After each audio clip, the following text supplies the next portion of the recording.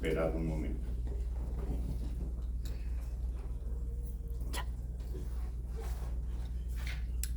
Oremos. Padre, gracias por tu presencia aquí en medio de nosotros, Señor. Gracias porque sabemos que estás en una forma especial aquí en medio de esta tu congregación, Padre del cielo. Te oramos, Señor, que tú uses tu palabra para que crezcamos en el conocimiento tuyo y en el de tu Hijo, Señor. Ponemos esta predicación en tus manos, Señor, que tú obres en nosotros a través de ella. Te lo pedimos en nombre de Cristo Jesús. Amén. Amén. Amén.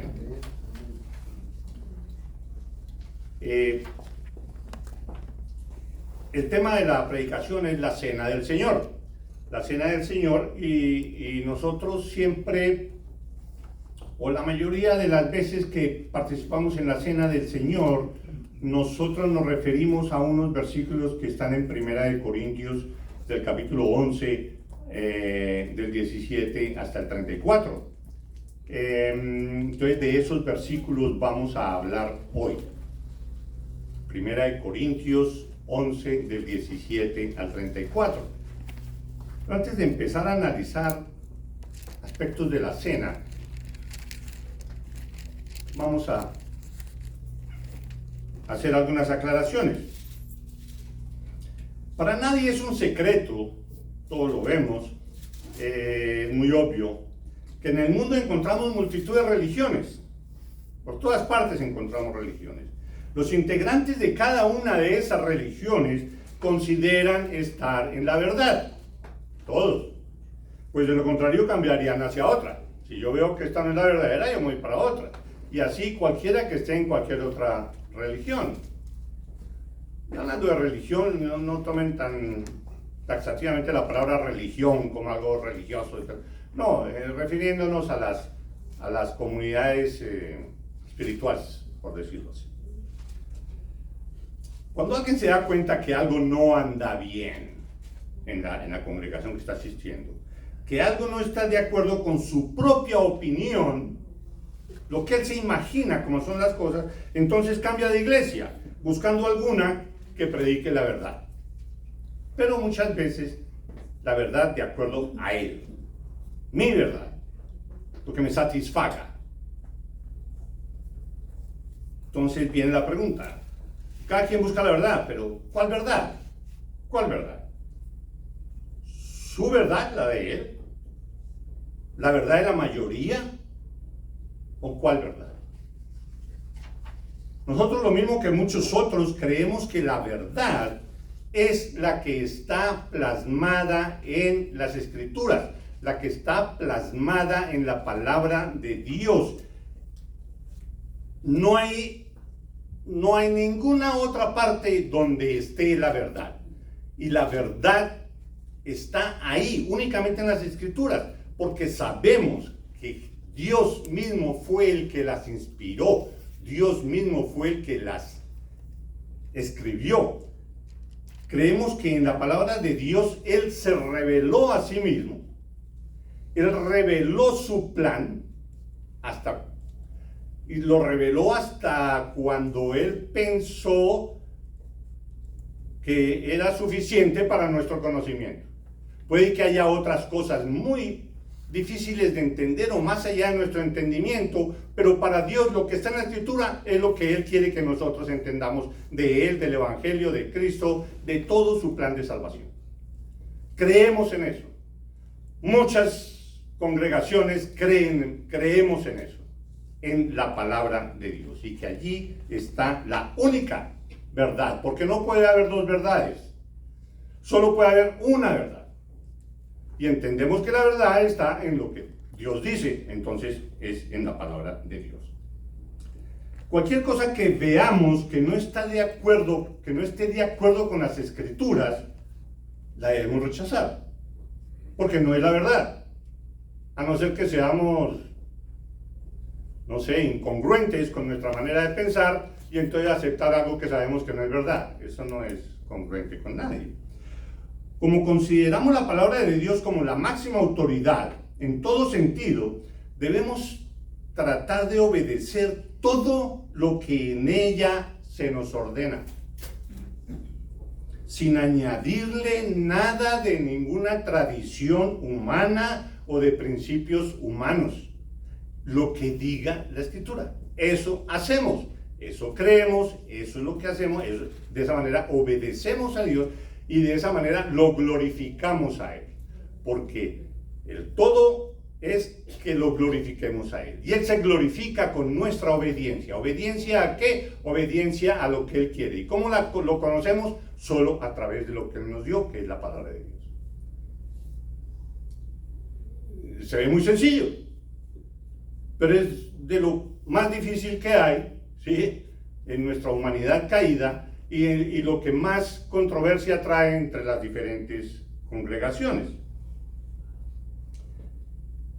Aunque se presenten algunas diferencias en cuanto a la interpretación de las Escrituras, no contendemos, no discutimos a fondo con eso cuando las diferencias no sean fundamentales.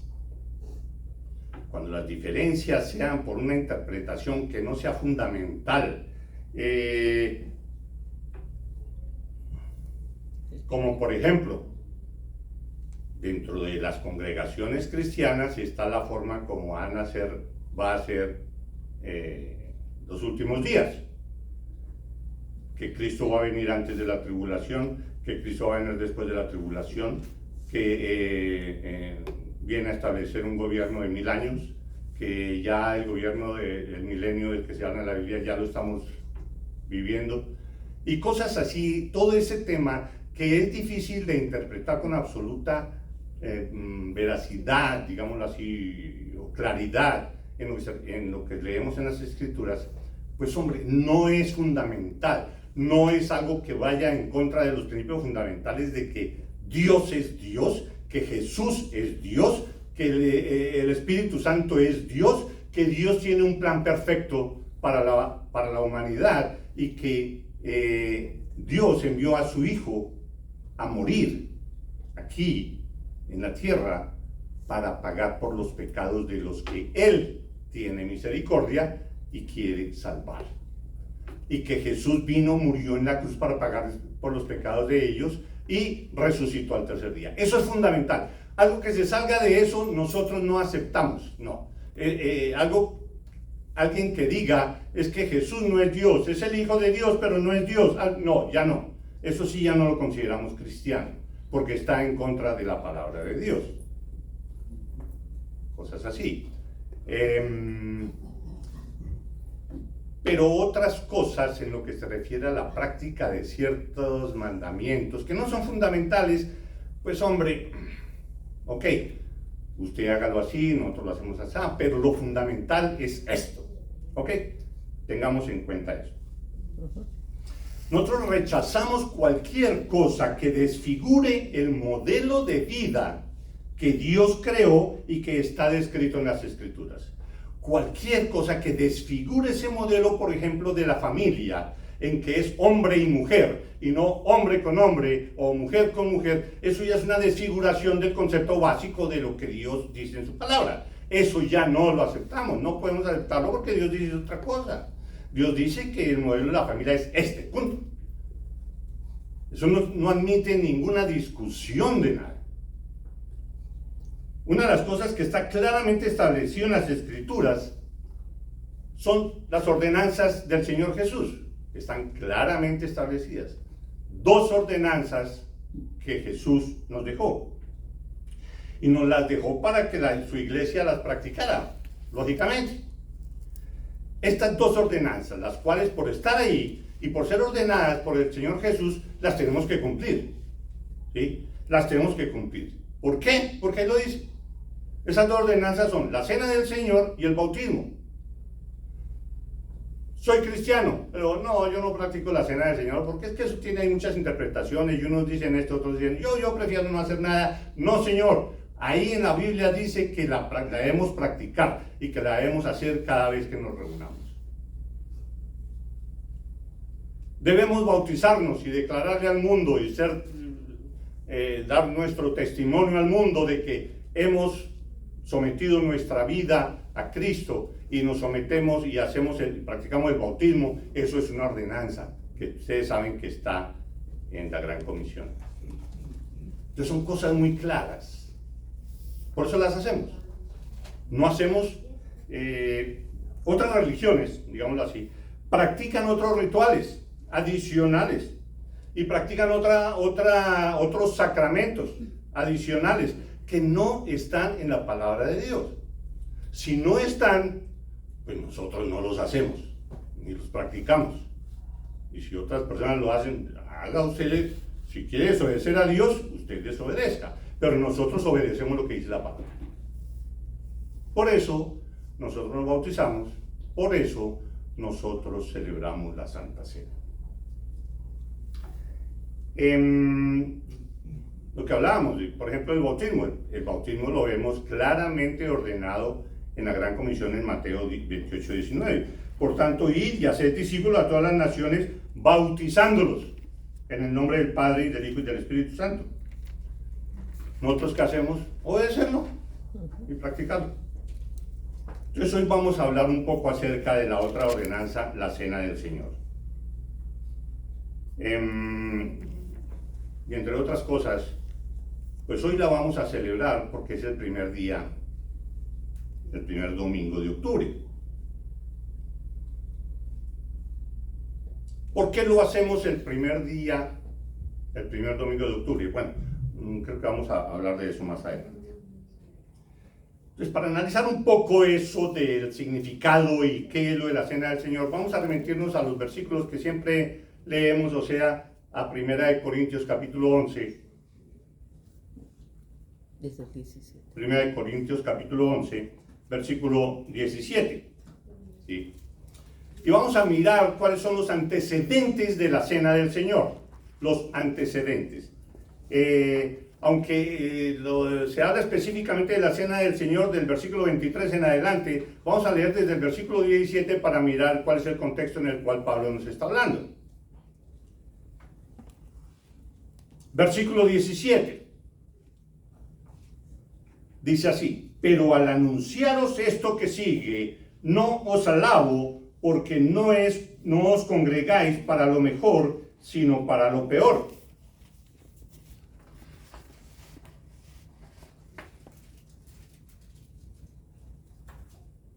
Pero al anunciaros esto que sigue, no os alabo, porque no os congregáis para lo mejor, sino para lo peor. Pablo les dice así, empieza a decir en el versículo 17. En el versículo 1 del mismo capítulo 11, él había dicho, yo os alabo. Por eso dice en este, pero al anunciaros esto, ahí sí no los alabo.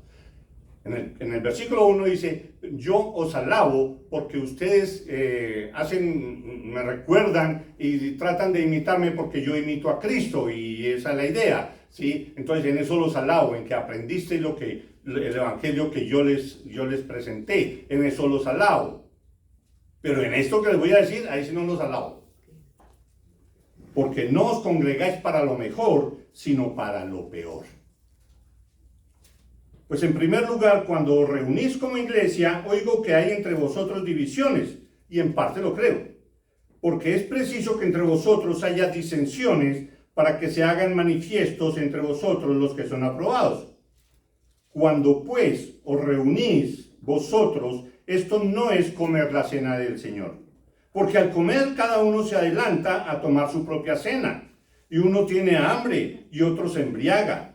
Pues, ¿qué? ¿No tenéis casas en que comáis o bebáis o menospreciáis la iglesia de Dios y avergonzáis a los que no tienen nada?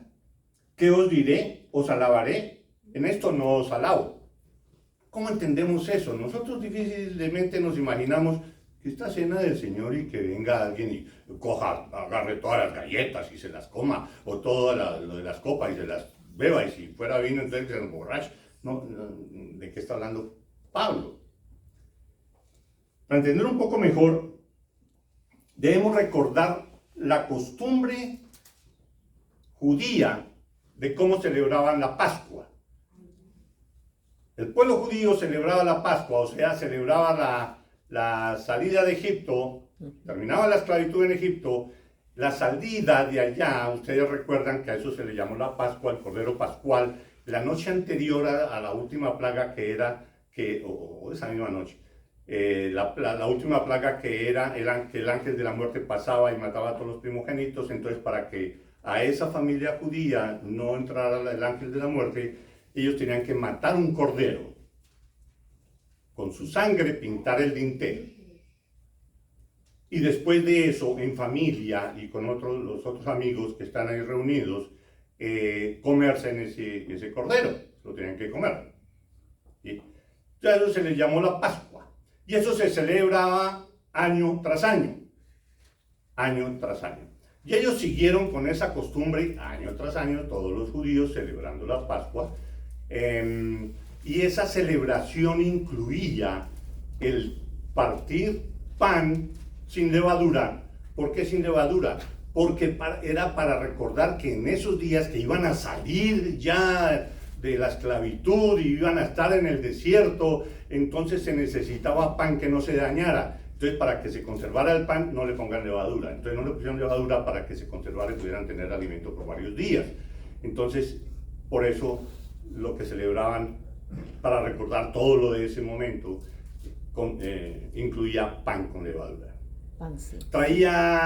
Forma parte también de ese rito judío el comer unas hierbas amargas para recordar la comida que ellos tuvieron que comer durante el desierto, lo que encontraran.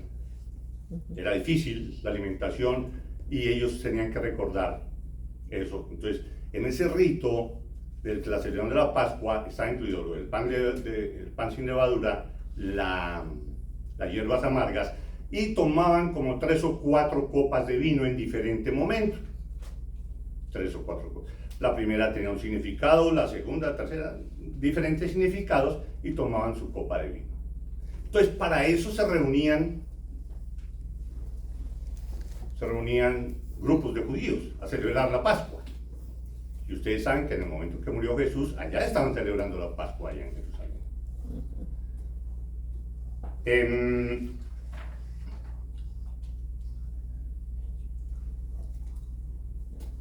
Después, cuando se celebraba la Santa Cena entre los cristianos, se continuó con esa costumbre. Ya después que vino Cristo y se estableció la Santa Cena en la última cena y demás, la costumbre fue que los cristianos se reunían a celebrar la Pascua con esa costumbre, pero era ya para celebrar la Santa Cena. Pero siguieron con la costumbre de hacer una comida.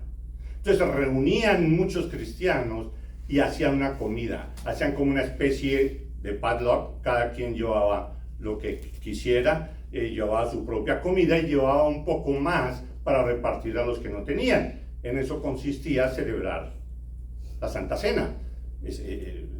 Se comía en conjunto y después se hacía esa parte especial de partir el pan y de tomarse las hierbas amargas, de comerse las hierbas amargas y tomarse las copas de vino. ¿Sí? Pero había primero una comida de la congregación. Esa costumbre siguió y eso era lo que hacían los cristianos. Comían todos, ¿sí? Entonces se presentaban ahí ciertas cosas que no eran de cristianos. Gente que tenía modos, que tenía dinero, entonces llegaban con su buen banquete, comían ellos, no se preocupaban por los que no podían llevar nada de alimento y no les importaban y los dejaban sin comida y ellos se saciaban y se emborrachaban y tomaban eso y después participaban en la cena del Señor. Por eso Pablo dice, eso no es celebrar la cena del Señor. ¿Qué es eso? Pablo los regaña. Y en general, tienen que acordarse que la primera carta de Corintios es una carta de una reprimenda general de Pablo a la iglesia de Corintios. No era esta es mi iglesia, no, les hace ver sus errores. Y este era uno de sus errores. Se reunían para la cena del Señor y lo que hacían era emborracharse y comer todo lo que querían. Entonces, de ahí es el llamado de atención y de esa manera es que podemos entender los versículos que ya leímos. Entonces, ahora Pablo continúa su llamado de atención hablando del significado de la institución de la Santa Cena. Y eso es lo que vamos a ver a continuación. La institución de la Cena del Señor. El versículo 23, dice Pablo, hablando de la institución. Porque yo recibí del Señor lo que también os he enseñado. Y va a hablar de la cena. Pablo diciendo, porque yo recibí del Señor lo que también os he enseñado acerca de la Santa Cena. Pablo no fue uno de los 12 que participó en la institución de la Santa Cena cuando Jesús la instauró. Pablo no estaba ahí. Pablo aparece en la historia años después, tiempo después. Incluso los registros indican que esta carta de Primera de Corintios fue escrita y salió antes de los 4 evangelios. Todavía no estaban escritos los 4 evangelios y esta Primera de Corintios ya había salido a la luz. Y Pablo dice, porque yo recibí del Señor lo que también os he enseñado. Jesús mismo le reveló a Pablo toda una cantidad de verdades en el tiempo después de su conversión, en que llenó a Pablo de toda la explicación de la doctrinal de todo el significado de la obra de Cristo. Eso es lo que hizo Cristo con Pablo, le enseñó todo. Por eso Pablo dice aquí, porque yo recibí del Señor lo que también os he enseñado. Cristo mismo le enseñó a él, que el Señor Jesús, la noche que fue entregado, tomó pan, y habiendo dado gracias, o sea, oró por el pan, lo partió y dijo, tomad, comed, esto es mi cuerpo, que por vosotros es partido, haced esto en memoria de mí. Asimismo, o sea que también oró por el vino, tomó también la copa después de haber cenado, diciendo, esta copa es el nuevo pacto en mi sangre. ¿Está claro? Para muchos de los entendidos, este es el momento que marca la división entre el Antiguo Testamento y el Nuevo Testamento. No es el inicio de cómo empieza Mateo, o cualquier otro momento que podamos decir la diferencia entre el Antiguo Testamento y el Nuevo Testamento. Para muchos, este es el momento, cuando Jesús dice, este es el nuevo pacto. Ya no está el anterior. ¿Cuál era el anterior? El anterior pacto era que el perdón de los pecados se debería hacer por medio del derramamiento de sangre de un cordero sin mancha, y era para el perdón temporal de los pecados. Ahora el nuevo pacto es que es por medio, única y exclusivamente por medio de la sangre de Cristo, que se puede tener el perdón de pecados por siempre. Ya no es temporal, ya es el perdón por siempre. Entonces cambia, ya no es el Antiguo Testamento, ya es el nuevo pacto. Haced esto todas las veces que la bebiereis en memoria de mí. ¿Sí? Es lo que dice Pablo. Esta celebración debía hacerse principal y exclusivamente para recordar la obra redentora de Cristo Jesús. ¿Para qué se celebraba la Santa Cena? Para recordar a Cristo Jesús. Cuando nosotros tomamos la copa y el pan, lo principal es que vivamos, sintamos, tengamos muy presentes, que le demos la importancia que en realidad tiene la muerte del Hijo de Dios en la cruz por culpa tuya. Porque yo pequé. Por eso Cristo Jesús vino y se humilló. Y se dejó crucificar. Y eso es lo que yo tengo que sentir cuando tomo la copa y el pan. Es para hacerlo más real, para que yo tenga mucho más presente el significado de la obra de Cristo Jesús. Haced esto todas las veces que la bebiereis en memoria de mí, no únicamente en que, Jesús sí nació allá en Belén y toda la cosa, vivió como 33 años, después lo mataron y subió al cielo.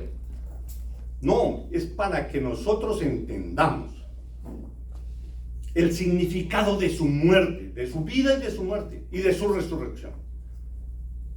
La importancia tan grande que eso tiene. Nosotros lo celebramos cada mes. Otros lo celebran cada 2 semanas, otros cada 6 meses, otros cada año. Podríamos celebrarlo cada semana, pero normalmente no se hace porque al hacerlo tan continuamente como que se le pierde el sentido a lo que se está haciendo. Entonces por eso lo hacemos cada mes. Así pues, dice el versículo 26, así pues todas las veces que comiereis este pan y bebiereis esta copa, la muerte del Señor anunciáis hasta que Él venga. Ese es el propósito. Ese es uno de los propósitos de tomar la Santa Cena. Estamos anunciando la muerte de Cristo Jesús y su significado a todo el mundo. Es lo que queremos expresar. El significado de la muerte de Cristo Jesús a todo el mundo. ¿Hasta cuándo? ¿Hasta cuándo tenemos que anunciar eso? Hasta cuando Él venga. Es lo que está diciendo aquí Pablo. Ahora, hay algunas instrucciones para hacer eso dignamente. Para hacerlo dignamente.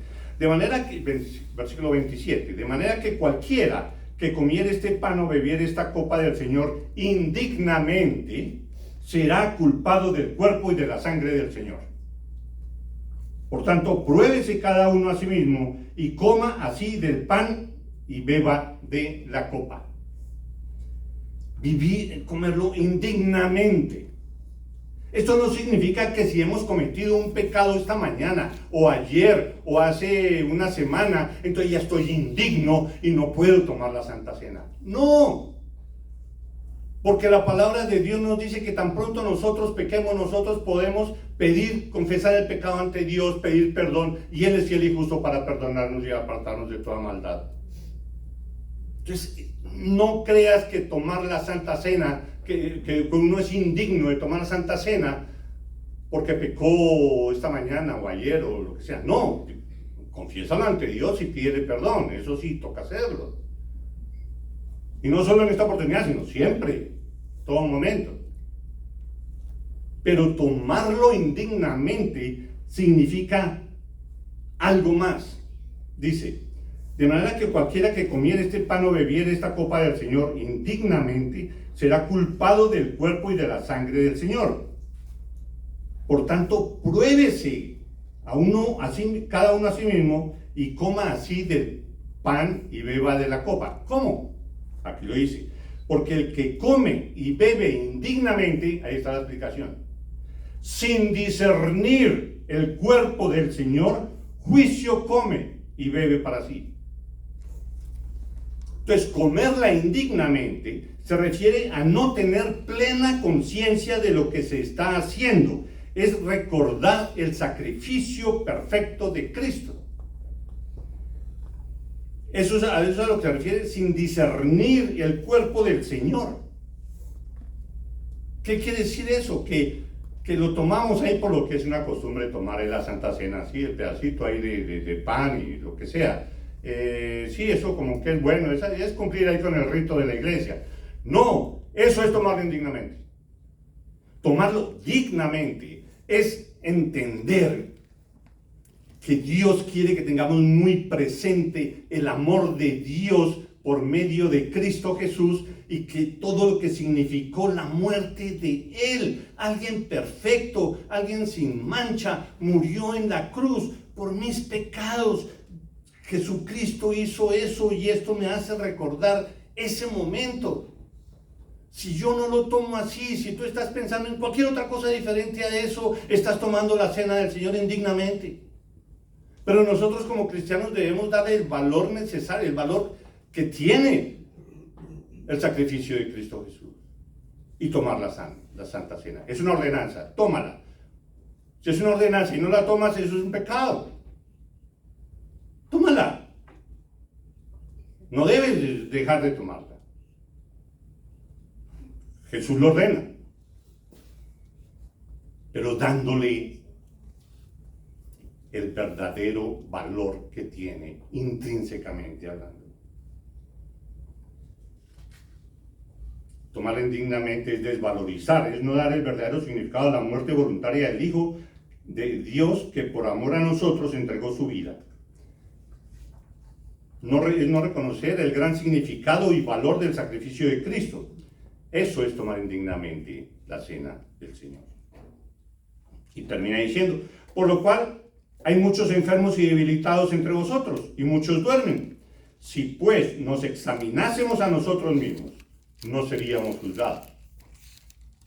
Mas siendo juzgados, somos castigados por el Señor, para que no seamos condenados con el mundo. Así que, hermanos míos, cuando os reunís a comer, esperaos unos a otros. Ahí se está hablando del convivio. Si alguno tuviere hambre, coma en su casa, si es que es tanto hombre, por la costumbre, aquí lo dice, es por lo de la costumbre que se tenía de tener una comida entre todos. Pero si alguien tiene mucha hambre, pues coma allá en la casa todo lo que quiera y beba lo que quiera. Pero aquí viene y va a celebrar como es digno la Santa Cena. Las demás cosas las pondré en orden cuando yo fuere, les dice Pablo. O sea que todavía no ha arreglado con todas las cosas. Él viene y va a arreglar. Entonces, hermanos, preparémonos para recibir la Santa Cena. Cada vez que nos reunamos para eso, tenemos que prepararnos.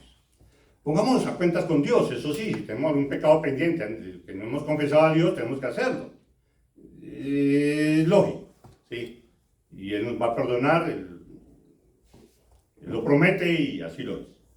Pero principalmente reconozcamos el gran sacrificio que Cristo Jesús, Señor nuestro, hizo por nosotros al morir en la cruz y resucitar al tercer día. Ahora, si hay alguno que no sea cristiano y que esté escuchando esto, pues yo le animo a que recapacite en las siguientes palabras, y con eso termino, las siguientes palabras de Juan 6. Dice, Juan 6, versículo 47, dice, de cierto os digo, el que cree en mí tiene vida eterna. Si tú no eres cristiano, repítete eso. El que cree en mí tiene vida eterna. Ten en cuenta que ese creer significa entregarle completamente la vida de uno a Cristo Jesús y entender que Él pagó la pena por mis pecados en la cruz. Sigue diciendo Jesús. De cierto os digo, el que cree en mí tiene vida eterna. Yo soy el pan de vida. Vuestros padres comieron el maná en el desierto y murieron. Este es el pan que desciende del cielo. Jesús mostrándose a sí mismo. Este es el pan que desciende del cielo para que el que de él coma no muera. Yo soy el pan vivo que descendió del cielo. Si alguno comiere de este pan, vivirá para siempre. Y el pan que yo daré es mi carne, la cual yo daré por la vida del mundo. El que come mi carne y bebe mi sangre, tiene vida eterna, y yo le resucitaré en el día postrero. Esa es la cena del Señor. Si no le queremos dar la importancia que eso tiene, no tomemos la cena del Señor. Pero es una ordenanza. Es pecado si no la tomas. Confiesa tus pecados al Señor. Dale la importancia que tiene la cena del Señor. Y participa de la cena del Señor. Vamos a orar. Padre Santo, gracias, Señor, por tus palabras. Gracias por hacernos entender todo lo que significa esta cena, Señor. Y te oramos, Señor, que tú sigas obrando a través de tu palabra en nuestras vidas, Señor, y tú nos transformes en las personas que tú quieres que seamos, Señor, personas más parecidas a la imagen de tu Hijo. Padre del cielo, ponemos en tus manos nuestras vidas y pon en nuestros corazones el gozo que debemos tener, Señor, porque tu Hijo murió en la cruz para pagar nuestros pecados. Ponemos nuestras vidas en tus manos y te damos gracias en Cristo Jesús. Amén. Amén. Amén.